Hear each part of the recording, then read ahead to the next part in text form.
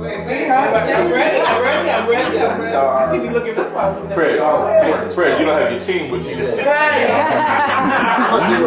amazing how like you pop in and you become very quick. Right. Like you can't do anything. Like I'll be at my computer going, and then my chief of staff will walk in and go. I'll come up right here and I'll sit in there real quick with the intro. So, sorry, Dr. Brown. Alright, what's up everybody? Welcome to another episode of Entrepreneurial Appetite, which is a series of events dedicated to building community, promoting intellectualism, and supporting Black businesses.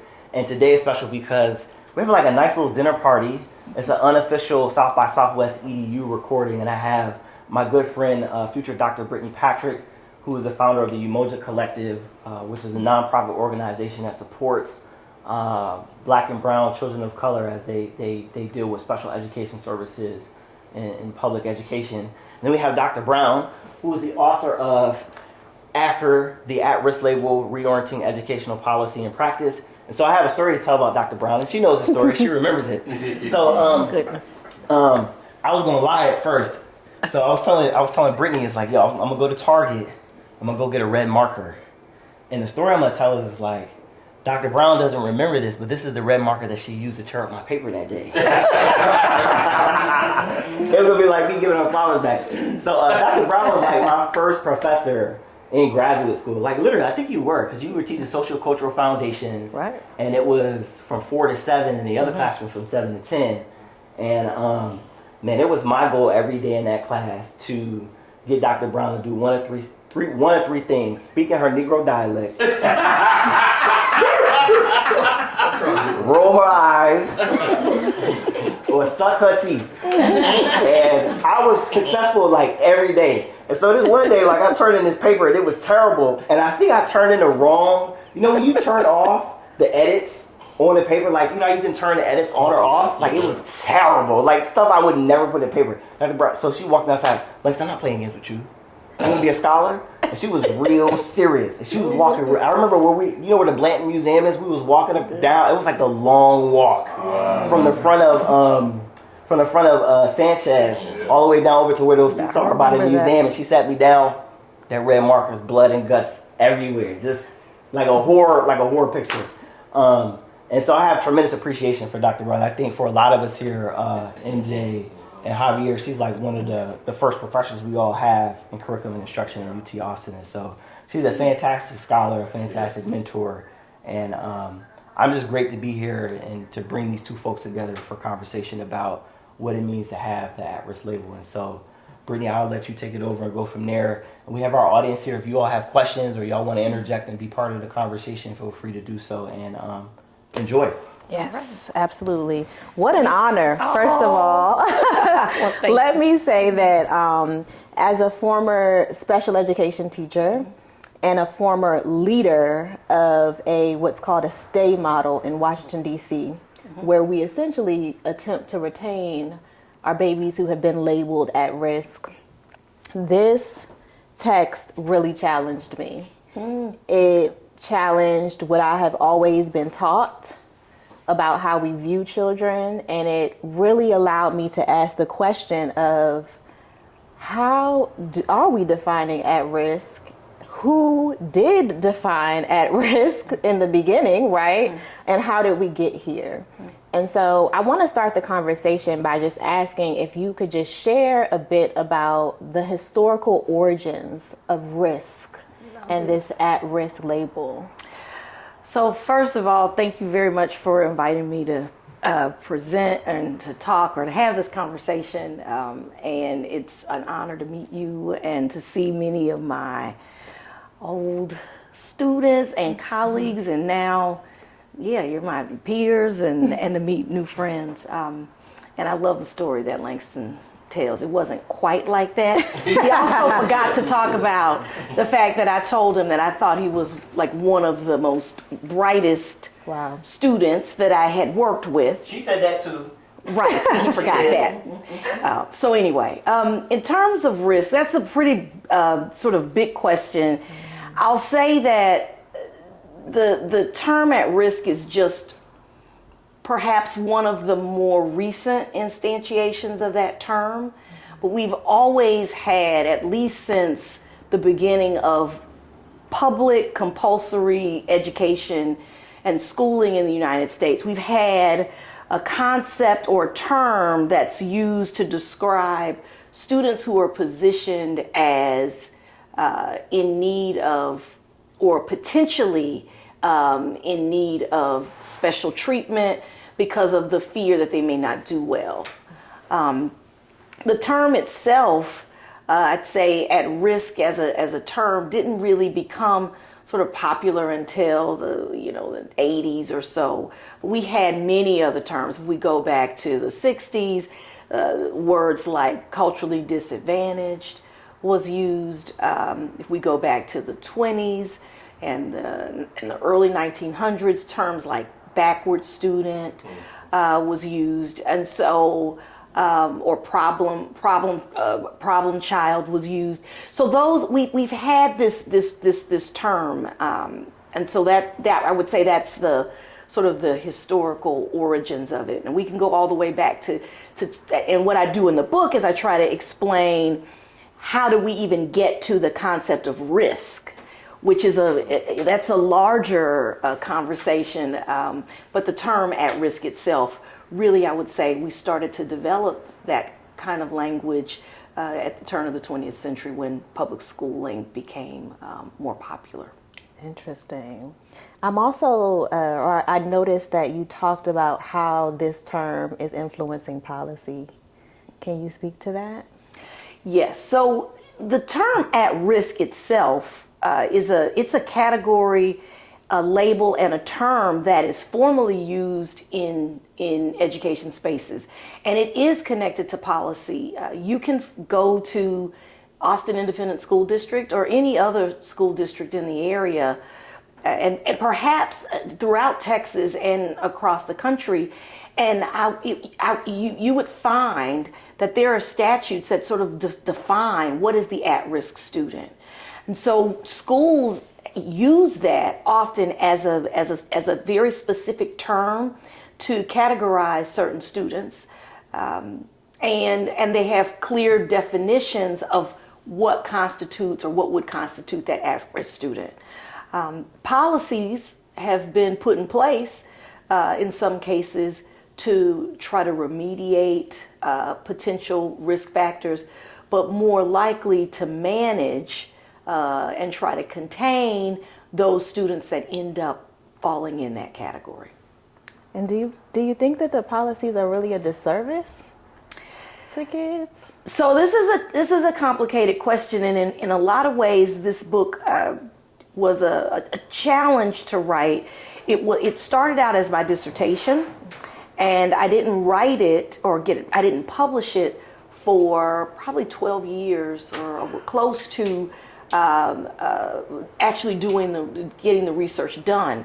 So I revisited the book and I revisited the topic in the book. And one of the things that sort of shifted was I really asked the question, are there students that might benefit from, perhaps being seen as at risk?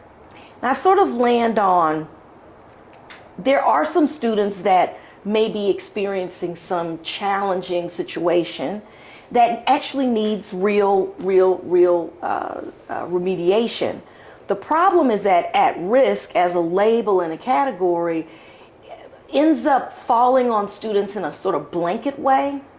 And so it just sort of fully, immerses that child under that category. It's not something that is seen as a point in time or a particular context, that if we can sort of address this, or we can find and draw from the assets that child brings to sort of help them to address whatever that little issue is that they're dealing with, so that they can go on about their business.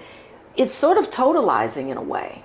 And so I say all of that to say that in the book I try to parse that out and suggest that if there is a student that is struggling with something that you really believe you should address or that needs to be addressed, that's okay, as long as that does not become a totalizing sort of framework on that student. And I try to offer different ways that a school or an educator or a teacher might target that little problem, while also celebrating and drawing from the assets that student brings, so that you're looking at both of those at the same time. And it's difficult to apply a totalizing idea when you're looking at multiple complex factors that are related to who that student is. This is so interesting to me, and especially like your comments on like risk discourse. Yes. And pre-service versus in-service teachers really engaging in this risk discourse to pull out, like, to parse through what supports does a student need, while also acknowledging their humanity, while also acknowledging their culture. Could you speak to the importance of the like risk discourse amongst educators? So great. So I'll try to unpack that for people who haven't read the book.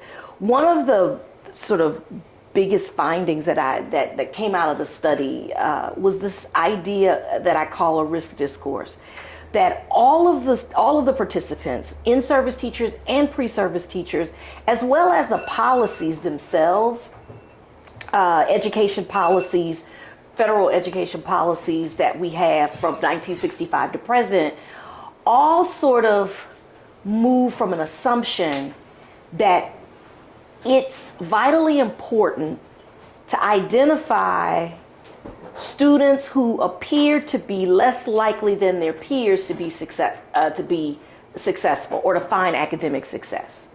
That this is sort of a discourse or a way of thinking and a set of practices that connect to that way of thinking that defines what many people believe is the role of a teacher and the role of school. Like, you are at the heart of what you do. You're supposed to be figuring out who are these students that seem to be less likely than others to be successful, so that you can meet their needs.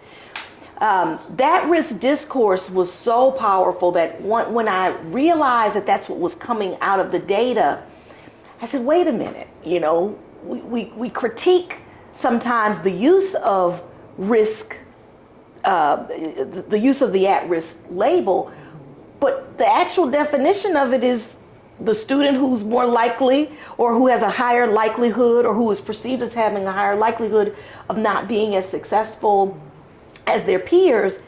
If teachers and educators and policymakers think that's what a big part of your job is supposed to do, then how are we ever going to sort of move away from that kind of thinking? Because it's there. Now, I did find some differences in the way that the in-service teachers and pre-service teachers sort of made sense of that, which we could talk about at some point if you'd like. But everybody, policy, in-service teachers and pre-service teachers were all implicated. And I guess I should say, because I don't know if everyone watching is from education, in-service teachers would be teachers who are currently practicing teaching, and pre-service teachers are going through teacher preparation to become a teacher. And I also read, listen, I was so into this text. I just want to say, it really challenged me. I'm not just saying that. But this term, sliding scale of achievement, that commonality that you found between the in-service and pre-service teachers' understandings and interpretations of this at-risk label, just can you speak to and share a little bit about that sliding scale of achievement? So what happens is there is no sort of objective measure that tells us what is achievement or not. And that to some extent, it can shift what you believe is achievement, what you don't think is achievement. Like that, it's relative and can move from one space to another space, one context to another context. And when you have something that's variable like that, it is inevitable that larger sociocultural contexts are going to play an important role, or can possibly play a big role in how you come to understand what is achievement or not. And by sociocultural factors, I mean race, culture, social class, gender, all of those sort of surround achievement. You know, when we talk about achievement, I'll give you an example. And this is a personal example. I remember I grew up in Houston, and I was a part of a program called the Vanguard program. And MJ probably remembers or knows about, you know, Vanguard, which was gifted and talented education in Houston Independent School District. That was what they called it. And when I was in first grade or second grade, first grade, I was put into a Vanguard program.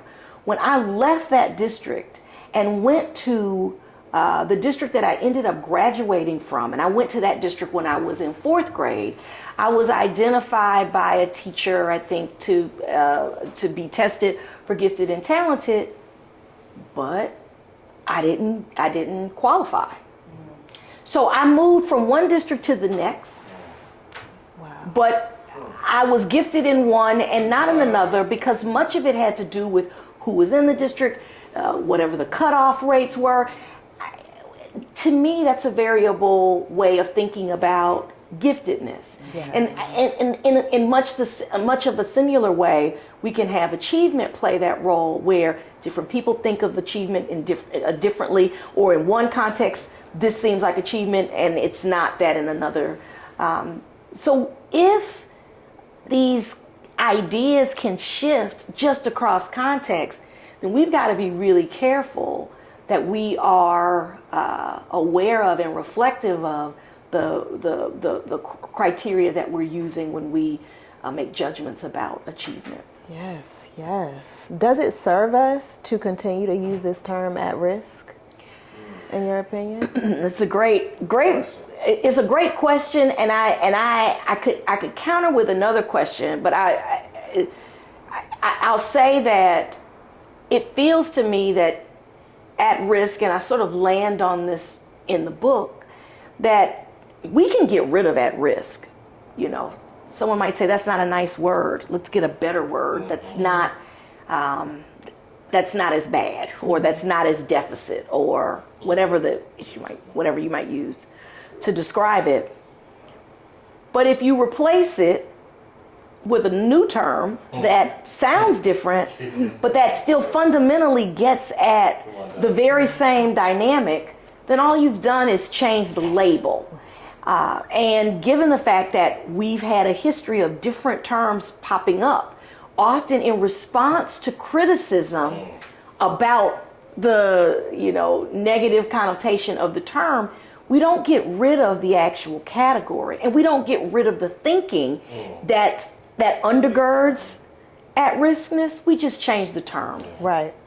So even in the study, like, it was really fascinating when I interviewed pre-service teachers many, many years ago, and I asked them about the term at risk, and I said, are you familiar with this term? Do you know this term?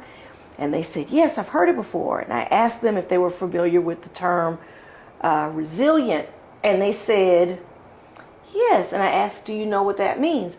Oh, that's a nice way to say at risk.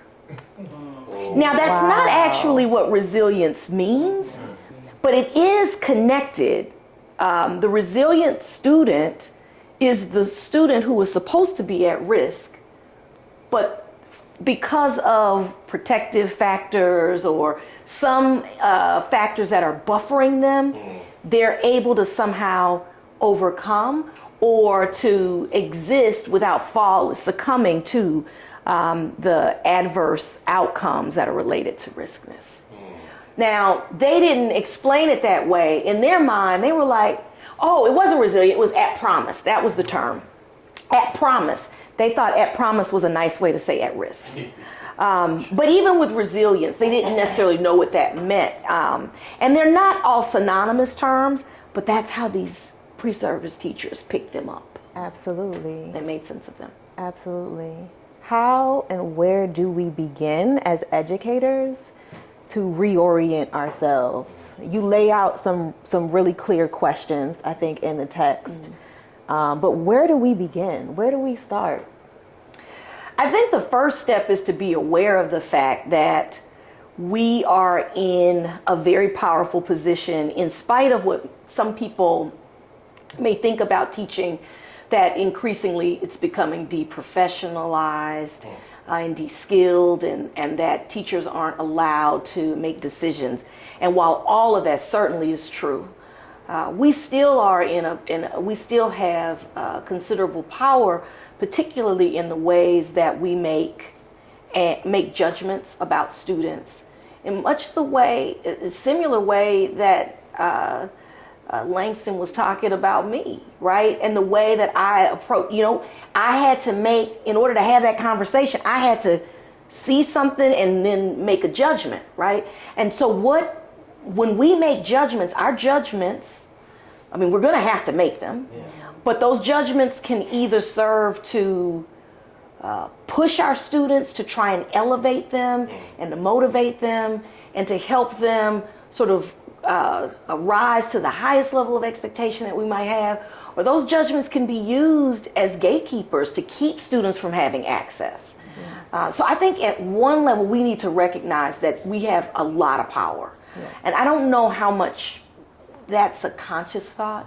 And then I think we need to think about, what do we actually mean and what are we trying to convey when we see students in ways that may categorize them as somehow outside of being the normal student. And I think we need to be really, really cautious. We need to be cautious about that.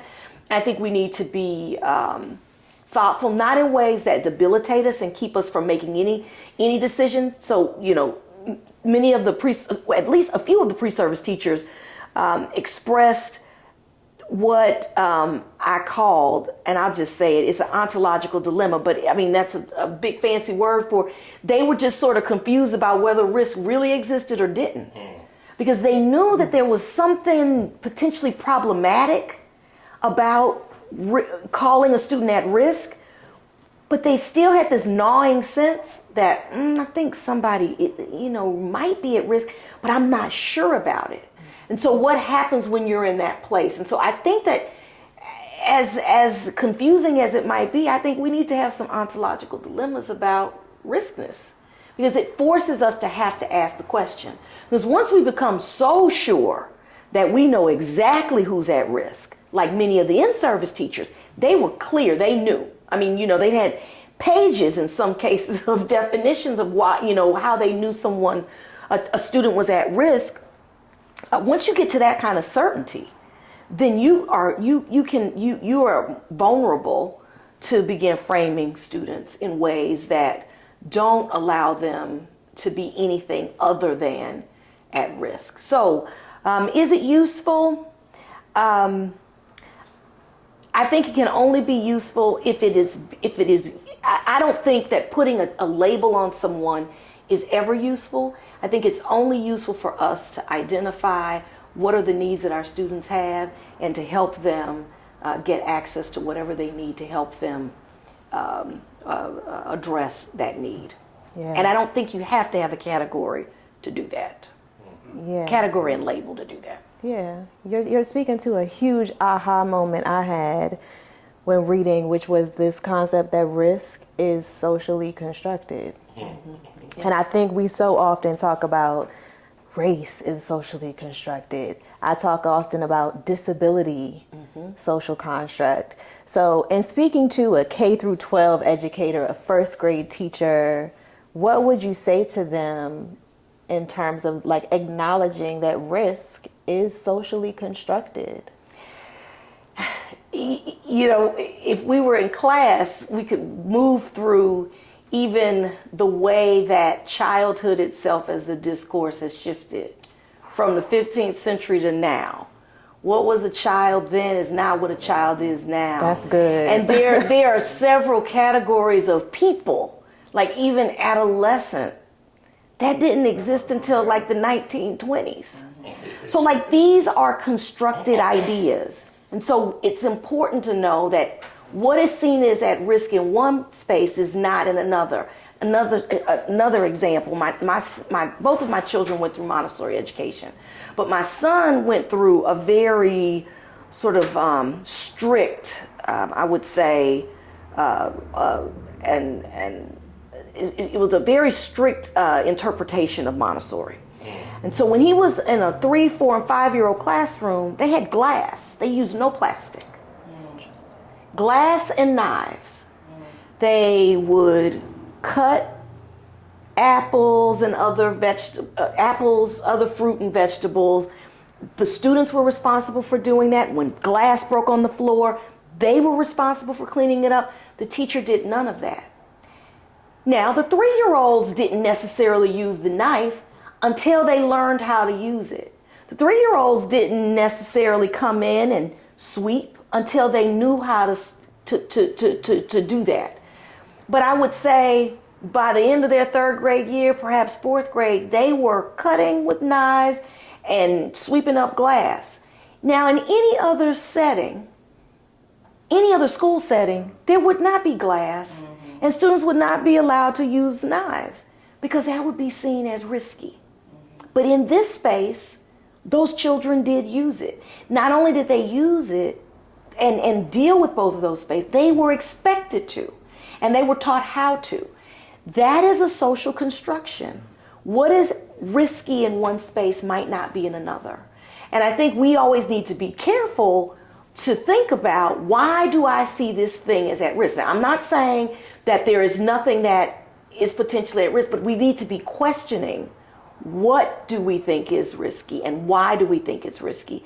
And too often, issues of race difference, gender difference, social class difference, ability difference, linguistic difference have served as the markers for what is constituted as risky. That's it right there. That's so good. Does anyone else have questions? I want to open the floor to our dinner party. Any thoughts, reflections? I got a question. So, Dr. Brown, I've taken multiple classes with you as a doc student when I was at UT Austin. And one of the classes that I took with you was Black Education in America. And so you were talking about the different iterations of at-risk over time, and now we're at risk or at promise. And thinking about the history, and we know that there's racial implications the way students are labeled as at risk.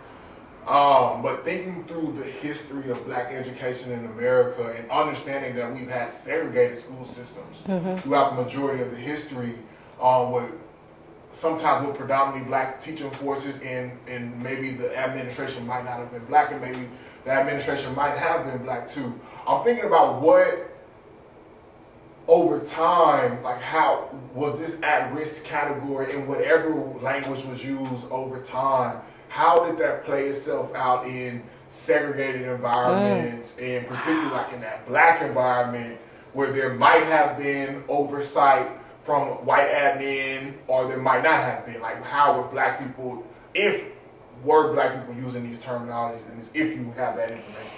So that's a really good question, and I don't necessarily have it. When I looked at early schooling, generally when I looked at schooling during the early 1900s, the focus generally was on large urban school settings. And in general, most of those, a good number of those they weren't segregated by law because they were on the East Coast, but maybe by practice.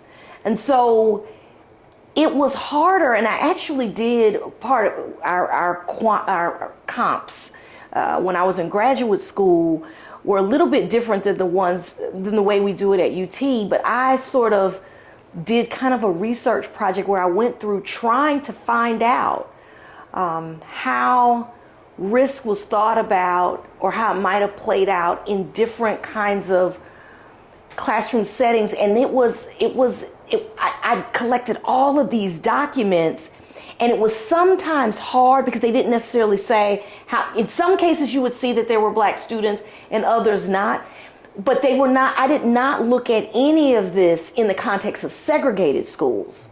So it would be interesting to see how those school spaces might have picked it up. I'll be honest and say, or be transparent, that a lot of the discourses that we found in larger or in dominant white spaces, sometimes that language also would play out within segregated school spaces, especially if teachers had been educated, because that was the terminologies that were used to describe schooling.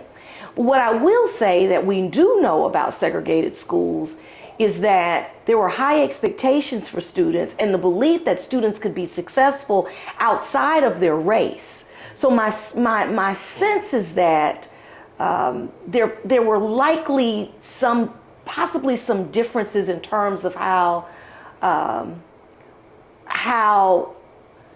some of these terms might have been leveraged, not along race lines. That's not to say that there weren't still maybe socially constructed ways that it may have played out, but probably and likely not along race lines. But it would be a really interesting study to look at, especially in segregated schools. We know that black children were considered, the term that was used was retarded. They also used backward student. And we know that black students did get those labels in large urban school settings like in New York City and Chicago and other places like that. At least I've actually seen terminology used to describe that, but not for the segregated schools of the South. Great question. Dr. Brown, I've heard you lecture for years, and you've been one of my favorite faculty to invite to speak to students at the university. How do you prepare teachers, talking about at risk, to teach at Title I schools, low socioeconomics? I mean, that's a lot of work based on those categories. How do you prepare a teacher to deal with huge systems that, quote unquote, have more at risk than others, these Title I schools? So we spent a lot of time in the teacher education program helping our pre-service teachers to unpack some of their ideas about students and families and communities. We try to help them recognize how there are these larger societal discourses that have already framed some students as being more likely to not find success. And in some cases, they automatically assume that when they go into, or if they were to go into those kinds of school settings that serve those populations of students, that somehow they are disadvantaged. And in some cases, they want to teach in those spaces because they feel like they're disadvantaged and they want to make a difference. So we spend time trying to help them understand the deficit way that even well-meaning educators might operate when they're thinking about those communities, and to help them also recognize that if you see students as deficient, then it's hard for you to see what they actually bring, because you've already assumed that they don't have much. So we spend a lot of time talking about terms like community cultural wealth, which come out of the work of sociologist Tariaso, and the work of Mole et al. Around funds of knowledge, and then really pushing them to think beyond culturally deficit ways of positioning students. Thank you, Doc. So good. I have a question, and then I also have a question for Brittany as well. All right. Dr. Brown knows the school that I attended from 7th grade to 12th grade was a college preparatory school for quote unquote inner city kids. It was about 60% Latinx and 40% African American. At this school, you had to be accepted by a university or college to even graduate. I mean, it was like we had people going to Stanford, Yale, Columbia, Prairie View, Texas Southern, University of Houston, UT, Middlebury, Smith, all over the country. And so the expectations academically were high. I read more books from 9th grade to 12th grade than I ever did in my undergraduate years. When I got to my, when I started undergraduate studies at this institution, after my first semester, I came across my academic advisor, and I was struggling with some courses, and she went straight to, I believe you might be at risk. Whoa. And it was more than academically, it was a psychological hit. Because had I not been programmed from basically kindergarten to 12th that no, you are intelligent, you are black excellence, like all that programming that was instilled in me, I could have easily fell into that. And so my question for Dr. Brown is, how do you think, and I never went back to that advisor ever. Right on. Right on. How has that label, or how has students academically, professionally, even psychologically, through school and beyond, how do you think that has impacted them in their lives? That's good. That's one of the reasons why we need to be talking about the term, because, for some students, like yourself, you knew when you heard that term, you knew it was a problem. You knew that was not who you were. And I imagine that you also knew where that was coming from. You had been prepared, you had been socialized to probably know that that was not correct and accurate, and that it was being placed on you because of how she read, or he read, I think you said she read who you were as a young black man. For others, and so that sort of, you knew not to go back there, and I imagine that knowing you, it probably propelled you to want to Work harder. That's right. To do what you need to do, right? And then you got through that space successfully. For others who may not have that same understanding, who may have heard that term before, someone may have told them that before, or maybe they believe that about themselves, I imagine that it could cause them to feel like they can't be successful, right? So I think in some ways it's so important. Now we're getting into parenting, or into being, if we talk about working with young people in our community, is so vitally important that we give them help to socialize them in ways that they recognize that they are not that. Because it wasn't just that I think you're at risk. And that's somehow going to lead me to do something great. It's really just a way for me to have to, the way that example, the way that it seemed like it played out is, there's something wrong, and it's not this institution. It has nothing to do with maybe the courses aren't, it's hard to connect with those courses, or maybe you're not having space to build the kind of relationships you need to with others so that you can have the same kinds of networks that they have access to. It takes that out of consideration. And so I think it's important for us to socialize our young people to recognize that when people start wanting to place a term on you, a category on you, that you've got to be able to recognize that and not ingest that and begin to embody it. Thank you for that, Dr. Brown. And my question to Brittany is, how has this book aligned with how you've been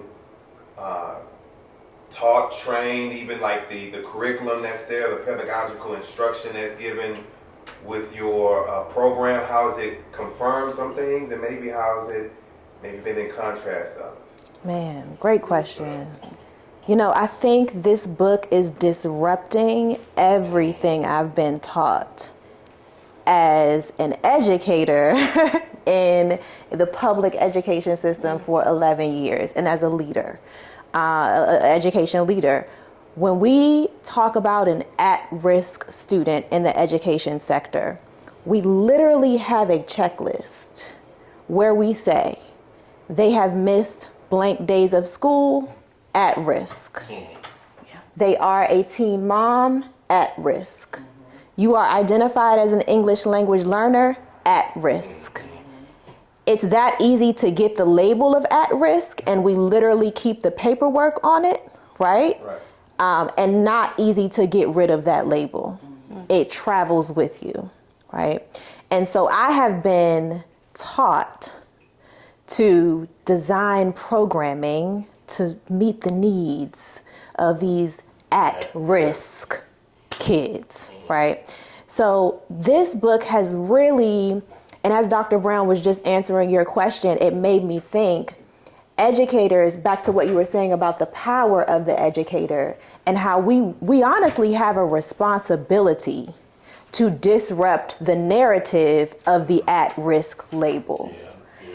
And so for me, I would say that this book just totally challenged. It totally challenged me. It has me going forward from this day, really thinking about things differently, thinking about how I talk to schools about their strategic planning and how we root conversations in, wait a minute, let's take a second to think about how we're viewing students first, before we put anything in place. So for me, the book, I would say, has just totally disrupted everything I've been taught. And I honestly feel like I'm on a new path right now of relearning, because for 11 years, this is how I've been taught, right? And so now I'm having to unlearn, reorient, right? I think that term was so perfect.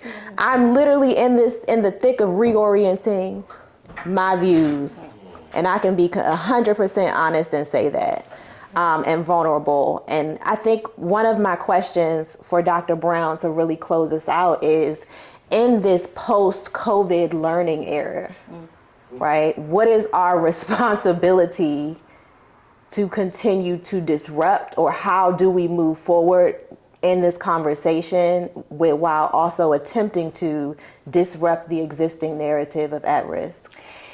There are real challenges that students face, and I don't want, and it was not my expectation for this book to minimize real challenges that students face, whether it's materially or not. And I sort of open the book with that and close the book with that. But what I think we need to be careful not to do is to frame those students in ways that don't allow them to be seen outside of that space. And so what are the mechanisms that we have in place where we recognize that a student might have some particular challenge, but we also simultaneously are thinking about all of the other sort of wonderful and beautiful aspects of their identity and their performance. So how do we help educators to see that child in a holistic way? And I think at a minimum, that's what we need to do. If there's a student, not that you call them at risk, but you see that this is a child that I need to work with, are you actively thinking about what are those other aspects of that child that aren't connected to this riskness thing, or whatever the issue is that you're concerned with? Because I think that'll keep us open and flexible, and it will also allow us to take in the full humanity of the children that we're working with. I don't necessarily believe that people are using these terms or even using these programs because they're trying to hurt children. Right. But I don't know how much we think about how the use of those terms can limit what we believe those students are capable of doing, and how it may, in some cases, begin to limit the child who internalizes that, right? And so I think whatever we can do to push our educators to think in expansive ways, and I try to add what are some more expansive ways to think about issues that we want to address or limitations that we know need to be addressed with the students that we work with. It also means that we need to be thinking about how the challenges that they face are not just challenges that are unique to them. They're not just these individual micro level things. We need to think about how might our systems be placing students in positions where they're not able to be successful. Absolutely. Right? And I think when we think more expansively in those kinds of ways, that we can move away from the limiting problems with this kind of framing. Amen. Can I get an amen? Okay. Thank you. I just want to thank you, Dr. Brown, for this text. I work with schools across the country, and to me, this is mandatory reading for any school leader, school district leader. The blueprint that you lay out in the final chapters to begin the discourse and dialogue and really reorienting and questioning and introspection. Beautiful. And so thank you so much for the text, and thank you for the opportunity. Well, thank you for this. Those were wonderful questions. You did such an outstanding job. I really do. I really appreciate it and love the way that you went through your questioning. It was awesome. So thank you. And thank you for reading the book. Of course. I'm privileged that you feel privileged that you did that. Awesome. Well, thank you guys. Thank you. So, Brittany, real quick, can you tell us a little bit about the Umoja Collective and what you do with that? And, yes. Just briefly how you got into entrepreneurship and things like that before we officially close out. Absolutely. So the Umoja Collective is truly a special education advocacy and consulting firm. So many of our Black and brown children are labeled with disabilities, right? Some actually have disabilities. And what I was finding as a school leader is I was sitting in meetings with parents who truly did not understand what all this paperwork meant, what this process meant. And versus I had, my Black and brown parents, my parents whose English wasn't their first language, they were really struggling to access this special education process, understanding their child's needs and understanding what the school was proposing, versus many white parents I was working with really were coming in with full teams to support them. And so I founded Umoja Collective to serve as an advocate for Black and brown families with children with disabilities, helping them navigate the process, helping even adults with disabilities to transition from K through 12 education into college. And so we are based in Baltimore, and we essentially exist to eradicate inequities at the intersection of race and disability. And we're doing that in K through 12 education spaces. So. Yeah. All right. So thank y'all both for coming. Brittany for facilitating, Dr. Brown for writing the book and having dinner with us. We miss you. Oh, you know I miss you all too. You understand? We be talking about y'all all the time. Keffrelyn, we do. Right. We have been. But y'all only talk to Anthony. All right. Okay, listen. They do their writing a paper. I think they're writing papers together and doing stuff. We're gonna pull in. I don't get pulled in because I guess they think I'm still mean. I don't know. They won't even write with me. The red marker trauma. Red marker trauma. But truly, thank you both for being here. I want to add that Entrepreneurial Appetite is my other podcast. I know you all came to see the African American in Sport pod class yesterday during the official South by Southwest EDU event. But I leverage this platform in part to build, to contribute to an endowment that Brittany and I started at our alma mater, North Carolina A&T. It's called the From A&T to PhD Endowed Scholarship. Oh, awesome. It's in a graduate school. That's nice. College and education. So it's me, her, and Terrell Morton, who's another scholar who as a STEM ed person. And so I appreciate you all being here. You can download the podcast on all the podcast platforms. We do have a picture on our website for supporters and things like that. We're trying to hire an intern to help with editing. And so 10% of whatever we get goes to support that. So thank you all for joining us for lunch. Not lunch, dinner. Dinner. It was delicious. And next time, me and MJ, we're going to get Dr. Brown. We're going to do an academic wave. And then we're going to black people with black tone. All right. So, Thank you. Did he tell you already came to him? That you already get? No. Did he